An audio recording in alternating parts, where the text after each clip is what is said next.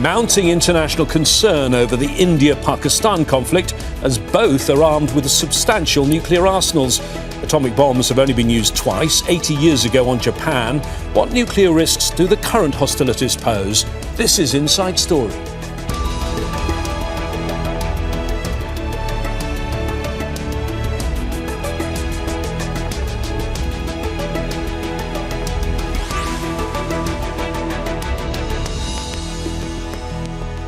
Hello there, I'm James Bays. A shooting attack killing Indian tourists in Kashmir last month, blamed by India on Pakistan, which it denies has escalated into a conflict now causing deepening international anxiety.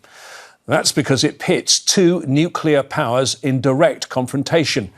Each has a vast army, India estimated to have more than 5 million military personnel compared to 1.7 million for Pakistan. But it's their non-conventional firepower that's of most international concern. India began nuclear tests in the 1970s, declaring itself a nuclear power in 1998. Pakistan followed suit shortly afterwards. They've had wars before, but never have resorted to the use of their most lethal weapons of mass destruction. So what capability do they have? And is there any danger of nuclear weapons being used? We'll talk to our panel of guests in a moment, but first this report from Laura Khan. This is the aftermath of a sharp and dangerous escalation between neighbours. Scores of people injured after cross-border shelling between India and Pakistan. Pakistan resorted to heavy shelling around 2:30 this morning, so we had to run away. 4 of my houses were burned. India is targeting areas in Pakistan it says are linked to the armed group involved in an attack against tourists in late April, while Pakistan accuses India of igniting an inferno in the region. But for many, a bigger threat looms. The two countries have been locked in a nuclear arms race for decades, keeping the size of their respective stockpiles shrouded in secrecy. Think tanks estimate India and Pakistan possess more than 170 nuclear warheads each. India has a no-first-use policy, meaning it will only deploy the weapons as retaliation, whereas Pakistan has not ruled out first use if it's under existential threat. Islamabad is known to have short and medium-range ballistic missiles and relies mostly on China for stocks and technical support, while Delhi is known to have longer-range missiles and a nuclear triad, meaning it can strike from land, air and sea. It's been buying billions of dollars in equipment from the West, including the US. And so far, the superpowers have been calling for calm. In India, the latest headlines have been ramping up war rhetoric against their neighbour. If there are military attacks on us, there should be no doubt that it will be met with a very, very firm response. And Pakistan's Prime Minister also had fighting words. We pledge that the blood of every fallen martyr will be avenged. The coward enemy targeted innocent civilians and showed themselves as mighty and brave. But last night, by Almighty's grace, we gave them a befitting response in our own way to the enemy. The escalating hostilities have set the region on edge. And on the world stage, the nuclear capability of both is stoking global alarm. Laura Khan, Al Jazeera for Inside Story.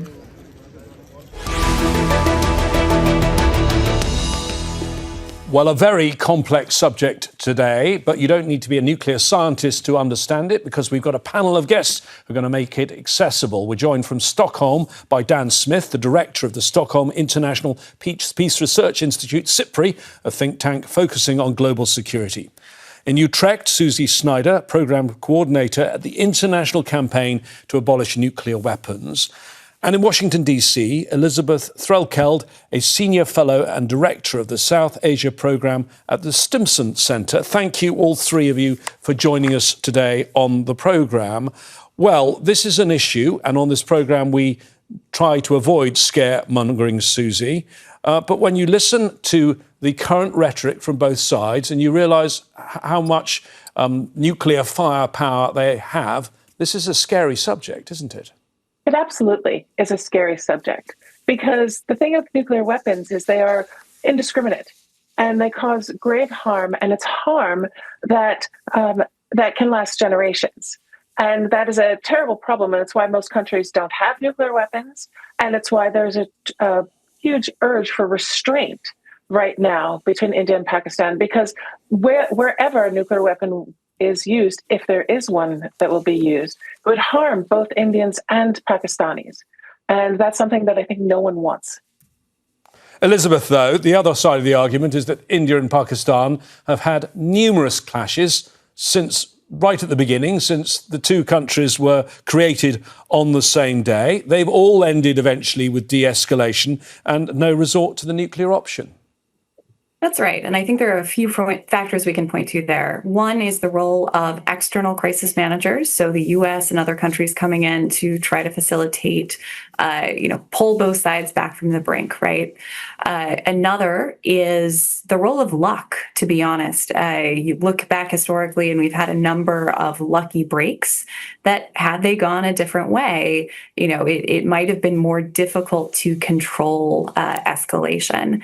And then a third that I think we do need to recognize here is, both sides see themselves and each other as rational actors. And I think there is an implicit sense that neither side wants things to escalate. And so what I worry most about is not that one side will deliberately choose to do something on purpose that could risk nuclear use, but instead it's that we could kind of fall into it in some way, someone accidentally, inadvertently, right? And I think that's the situation we're in and what we need to be most mindful of. Dan, when you heard Elizabeth speak there, one of the points she made was the role of luck. Well, that's not very inspiring, is it? How worried and concerned are you? Yes, I agree that we have had some luck in the past on this and on other issues where, as a globe, as a world, we have come frighteningly close to the use of nuclear weapons, and you could think that it is good fortune which has kept us safe. But I think it is very important to emphasize what Elizabeth also just said, which is the rationality. I mean, it would be stupid of either government to launch a nuclear attack on the other. But what might happen is through escalation in action and in rhetoric as well, that there is something happens that is misinterpreted, miscommunication, and then suddenly the luck turns against us. If you wanted me to put a percentage on it, I would put a pretty low percentage on the risk. I mean, I think it is way short of probable that nuclear weapons are used, but that does not mean it's impossible. And the hope must be that if the two countries can get beyond this crisis, then they can get to a safer form of relationship with them between each other, because the undefined border between the two countries, of Jammu and Kashmir, is a running sore for the past nearly 80 years, and it's a problem that really needs to be solved. Susi, you heard both the other panellists talking about the risk of stumbling into a nuclear war by mistake or miscalculation. Give us an idea of the possible scenarios there. So both sides have nuclear-armed missiles, but the missiles themselves are dual-capable. That means that they could be armed with conventional weapons. And here's the thing with a missile. You don't actually know what the warhead on it is until it lands. And so when you're detecting the incoming missile, if you're a little bit trigger happy, or if you're quite nervous, as people are human and people are in a highly tense conflict situation, and might be misinterpreted to be a nuclear-armed missile coming in. And then a response could be firing other nuclear-armed missiles, and that could quickly escalate. And one of the great risks around nuclear weapons in particular is once they are introduced, that risk of escalation to all-out nuclear war is what is most likely. And it's what has been sort of gamed out over and over and over. And this region, because of the tension between India and Pakistan, because it's a known nuclear flashpoint, a lot of modeling has been done on what those impacts could look like. And it would not stay in India and Pakistan. And that's the thing, because what's likely is if you use nuclear weapons, they kick up a lot of soot into the atmosphere. And that soot blocks out sunlight. It has an impact on agriculture.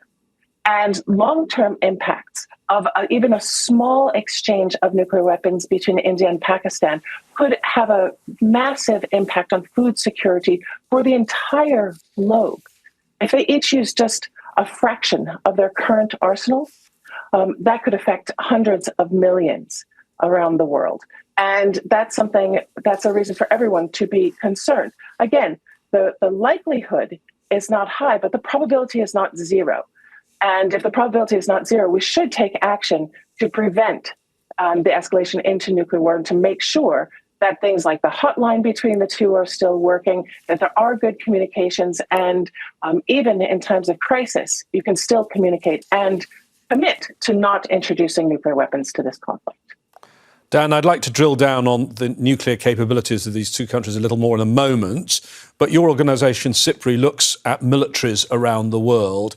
Tell us about their conventional militaries in terms of their military budgets and the size of these militaries.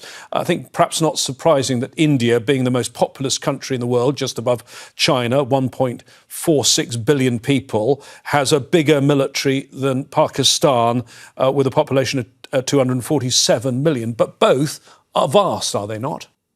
Yes, I mean, I think the number that was given in your report to begin, the 5 million in Indian armed forces, includes a lot that whom one would normally think of as being paramilitary. But these are really large armed forces. They are amongst the biggest in the world. Certainly, India's is bigger, way bigger than Russia's. And Pakistan is on that scale, or maybe a bit more as well. So these are formidable armed forces. I think the additional thing to say is that one assesses an armed forces not only by the numbers of people and by the amount of equipment, and they have both got, I mean, the sophisticated military equipment, both in heavy weapons and in communications and so on. But also, you assess it in terms of their proven combat capabilities. And both armed forces are hardened in combat. There has been war. There's internal wars in both countries. Pakistan has been on security alert for years on its northern border because of Afghanistan, and it has the uprising in Baluchistan, which has been going on for years. India also has internal security insurgencies and uprising, internal security problems. And of course, the two countries have been at war with each other 4 times since independence. Most recently, in what you might call a proper war, in 1999, but with a continuing series of armed clashes across the border since then.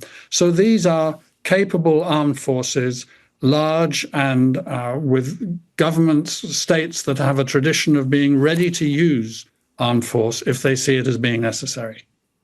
And Elizabeth, if you could perhaps add to that, tell us where they're getting their weapons from. Where are the main suppliers for these two nations? Yeah, it's a key question, and one that I think we're see play out in interesting ways already on the battlefield. So over the past several years, we've seen a deepening in Pakistan's defense relationship with China. China has been a longtime partner and supporter of Pakistan, but Pakistan's acquisition of Chinese military hardware has accelerated significantly over the past several years. And China was also a key supporter of Pakistan as it developed its nuclear capabilities. And so reportedly, right, we're still seeing actual confirmation come through on this, but certainly Pakistan at this point is claiming that it used some of those Chinese assets to apparently down Indian French origin fighter jets. Again, I really want to emphasize that this is still pending confirmation. The fog of war is thick, as they say, but on the Indian side, they have a mix of military hardware, a great portion of which actually comes from Russia. India and Russia have a long-standing defense relationship. But in recent years, India has also been diversifying and bringing in more military equipment from countries like France, like Israel, and of course from the US as well. And so this is a situation, really one of the first of its kind, where we've seen Chinese origin hardware go up against some Western origin hardware. Maybe some Ukraine parallels there, but I think it's something certainly to keep an eye on, and that will have broader impacts for defense planners thinking about the Indo-Pacific and potential military conflict with China down the road. So some useful information there on the balance of the two forces, Susi. Now tell us about the balance of the two nuclear arsenals. What do we know? Both countries are very secretive, aren't they? They are very secretive, but fortunately, there's a lot of information available through satellite imagery, through different research that people have done. And I give a lot of credit to the Federation of American Scientists, who publishes the most definitive look at these arsenals. We know that both India and Pakistan have the ability to deliver nuclear weapons by air, land, and sea. That neither of them have a very strong component on the sea-based delivery. Pakistan's more for show, it's understood, but India is working on a second nuclear-armed submarine. But the thing that I worry about most are the missiles. And they both have a wide range of types of missiles. Some short range that go, 60 kilometers up to longer range missiles up to 5,000 kilometers. And India in particular has been working on developing a new series of these missiles, but both have invested significantly in their arsenals over the last few years. And what we find is that India spends maybe $2.5 billion a year on their arsenal, while Pakistan spends about $1 billion a year on their nuclear arsenal. They've invested significantly in increasing the capabilities of those arsenals, and that's always something to keep an eye on. So, Dan, would you say these two countries are in a nuclear arms race? Yes, I think that's fairly obvious. You can trace specific programs that they have where one is either trying to match the other side or counter it. So, for as an example of matching, Pakistan is trying to match India in the capability to put multiple and independently targeted warheads onto its missiles. India seems to have developed that capability. Pakistan is a bit behind. In terms of countering each other, as Susi was just saying, the Pakistan nuclear capability is quite missile heavy. We think that there are about 170 warheads in the Pakistan arsenal, and about 126 of those are on missiles. India's response is to have procured a Russian surface-to-air missile defense system for defense against medium-range missiles, and it's trying to develop that further. So I think you cannot get away from saying that there is a nuclear arms race at the moment. The arsenals are not large by global standards. 170 warheads each is a bit smaller than Britain's, that's smaller than France's, it's smaller than China's, way, way smaller than either Russia or the USA.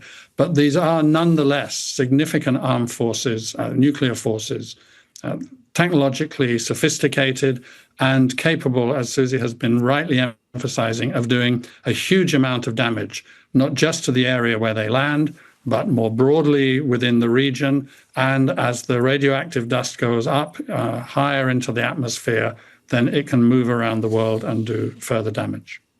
Elizabeth, what do we know in both countries about who can order a nuclear strike? Who has the launch codes? Yeah, it's a great question, and one that, again, as some of the others are saying, we don't have a great deal of clarity on the specific kind of nuclear football equivalent, right? The way that this works in the US is there's always an aide following around the president who has those launch codes. But in both sides, there are some interesting parallels, but also distinctions.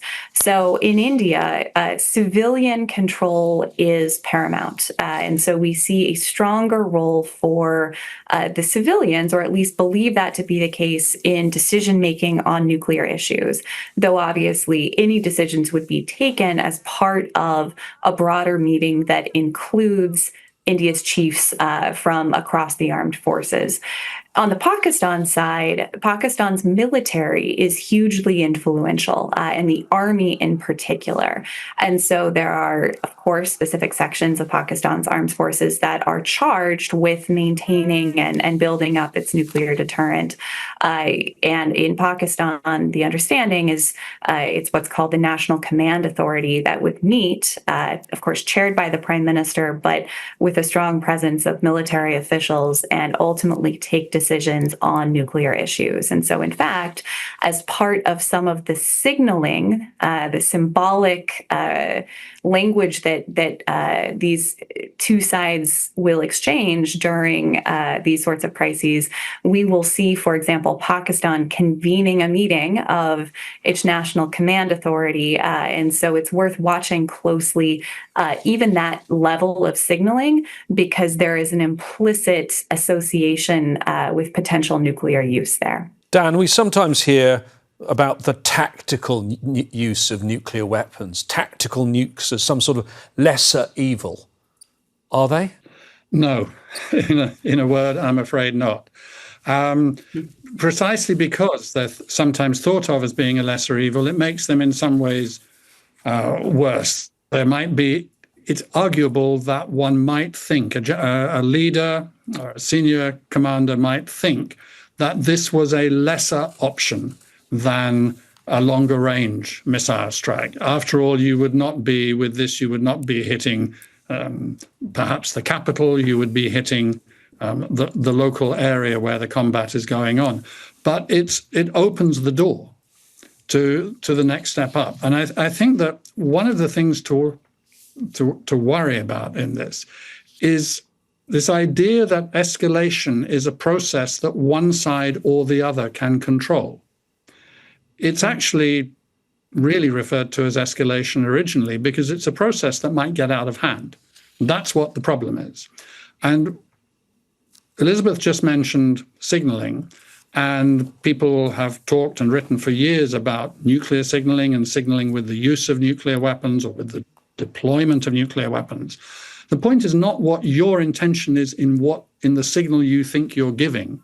The point is how it lands in the minds of the people on the other side. And then they think perhaps that this is, worse than you thought it was, so they escalate further. And you now think, wow, I mean, we did something really modest and they've hit back really hard. We need to show them that we're serious. And I think if there is a place in the nuclear arsenal where it might be most possible for there to be an ill-thought-through action and miscommunication and misinterpretation, it could well be in the shorter-range nuclear weapons. I think the one sort of thing that I've been looking at, nuclear dilemmas and nuclear problems for decades now. And one of the kinds of weapons that most worried me was nuclear artillery. And thankfully, there is no nuclear artillery between Pakistan and India. That doesn't mean there's no risk, but perhaps the greatest temptation for using nuclear weapons is perhaps a little bit removed. But yeah, tactical nuclear weapons, not an easy option, not a soft version of nuclear use.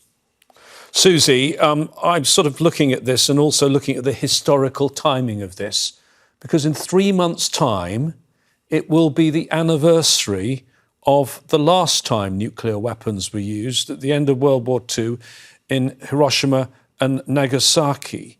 And as you know, I know you were there in Oslo City Hall at the end of last year. I was there too when Nihon Hidankyo, the survivors of those attacks, were given the Nobel Peace Prize. Have we learnt any lessons at all? I would like to think that we have, but that it's taken quite some time. Because if you think 80 years ago, nuclear weapons were invented, and they were invented, the first detonation was in July in New Mexico.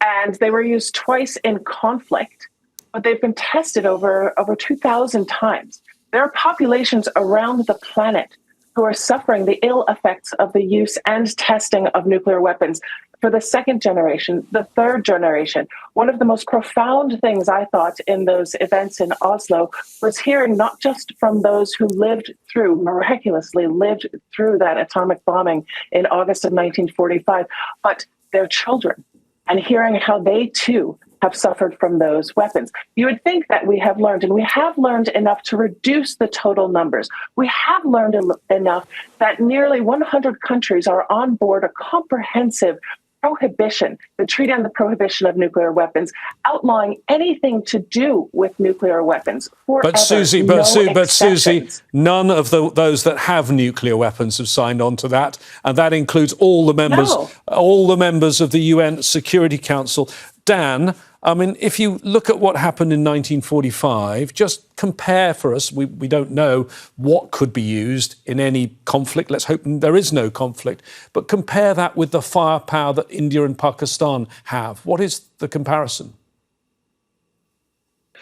If you took the total firepower, I think you would say that both India and Pakistan, or each of them, has in the vicinity of 80 times more firepower than was unleashed on Hiroshima and Nagasaki combined. Of course, both of those attacks were deliberately on, or uses of the bombs, were deliberately on civilian targets, and so the towns, cities, and so the numbers of killed were then very high. But yes, the Hiroshima bomb is a modest size nuclear weapon in terms of the physical damage that it would do. As we've been saying, there are limitations to our knowledge about exactly what weapons India and Pakistan have, and some of them may be of a smaller nuclear yield, less power than the Hiroshima bomb. But they're in that vicinity of them, and they have 170 each, whereas the USA used 2 in 1945.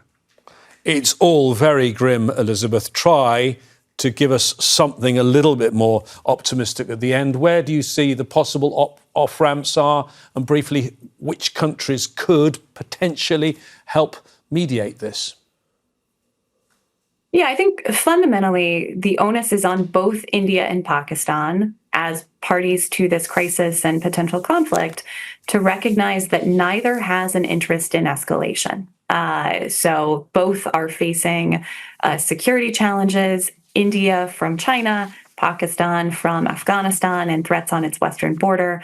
And there are also economic imperatives here. War is hugely costly, and Pakistan has only just stabilized its economy, while India is seeking to build its out and achieve a global role. And so with those interests in mind, I think this is an opportunity that we have now for both sides to take a step back, to recognize that enough has happened, enough has transpired, that this is a potential window of opportunity to step back from the brink. And I was pleased to see reports coming out that communication had been established between the national security advisors on both sides. And we're also seeing the U.S., Gulf countries working the phones, calls from restraint from China and Russia.